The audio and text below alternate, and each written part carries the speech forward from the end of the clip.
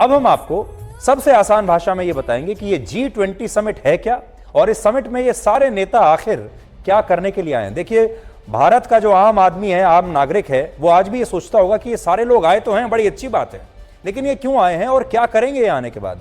तो अब सरल भाषा में ये समझिए, G20 का मतलब है ग्रुप 20, यानी 20 देशों का ग्रुप, इसलिए इसे G20 कहते हैं।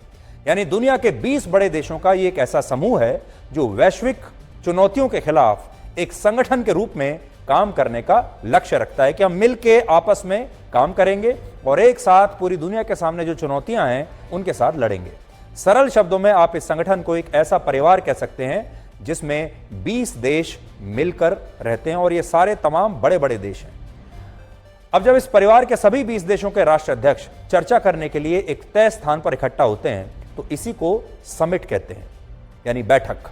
और आम भाषा में आप इस समिट को एक तरह की महापंचायत भी कह सकते हैं। आपने देखा होगा हमारे यहाँ पंचायत होती रहती है गाँव में, जिस तरह महापंचायत में कई गांवों के प्रधान इकट्ठा होते हैं, ठीक उसी तरह से दुनिया के 20 देशों की एक महापंचायत कल दिल्ली में होने वाली है, जिसका सरपंच इस बार भारत है। सरपंच आप समझ लीजिए कि प्रधानमंत्री मोदी हैं इस बार इस पंचायत के। भारत की अध्यक्षता में ही 9 और 10 सितंबर को ये सारे देश इस समिट में हिस्सा लेंगे और इस समिट में कोई डील नहीं होने वाली।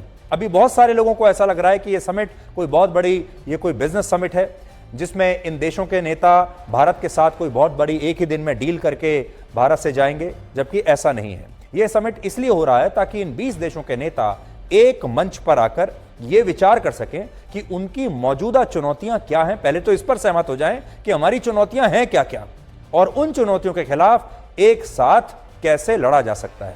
यानी जिस तरह से एक परिवार में लोग किसी समस्या का समाधान निकालने के लिए आपस में चर्चा करते हैं, ठीक वैसे ही ये तमाम नेता भी वैश्विक चुनौतियों पर चर्चा करने के लिए दिल्ली में इकट्ठा हुए हैं।